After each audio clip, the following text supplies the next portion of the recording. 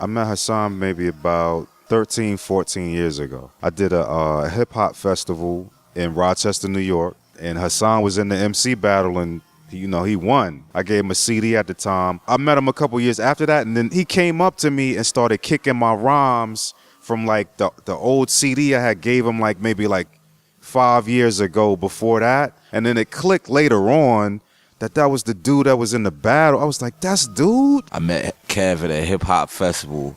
That was when he dropped Open Mic Night, you know what I mean? And I had a bread for the CD, he passed it to me.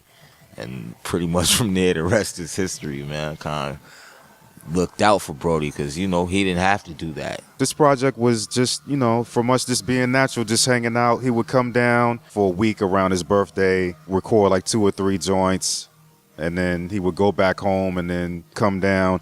Come do 2 or 3 songs, and he'd come down again, do another couple. I was working with Ken Starr first, you know what I mean? And that was kind of how, everything parlayed into working with everybody else in the crew. And eventually when I did my Raucous project, I reached out to Kev, for the demo submission. And he looked out. And from there, man, we just been rocking. For the most part, it was just I'm going to make a beat, and then Cash just going to write rhymes and knock it out.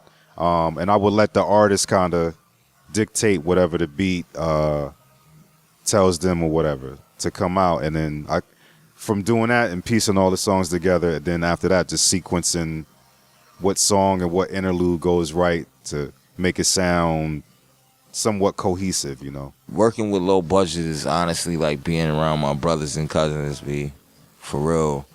I came out to, DMV area for a couple birthdays.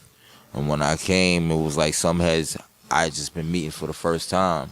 And it was based off the premise of the music and the hearsay and all that from the cats who had already met me in the crew, that the love was already there. And all we did was record music. Everybody fell through. And it was weird because, I've been told that sometimes heads don't get up like that all at once. You know what I mean? And it was everybody was eager to come through, oh, Mackey's in town and shit. And we just put out just music based off the vibe of being good-natured folk and vibing as people first and then doing the music, which was the bonus. I try to make every project like a movie or like a book or MCing. He's a super MC, so I tried to make the MCing as much of a part of it. Like the intro of the joint, he's freestyling. You could tell I just had the tape recorder out and just caught him while we was just kicking it. He didn't know I was taping it, so I just taped everything. And then later on, I was like, you know what?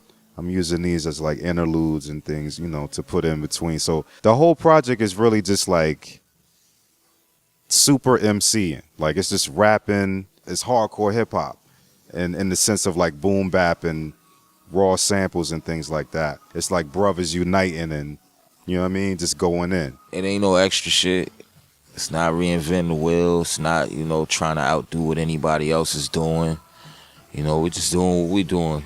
Kev on the beats. A lot of heads are like, damn, it's a lot of collabs, but it's yo, man, you gotta understand, we all do music well alone as well as together, and sometimes it's cool to do things together as opposed to doing, just albums. I just gave y'all Daily Bread 2 years ago. The name of the project is called Kev Brown Presents Hassaan Mackey, That Grit.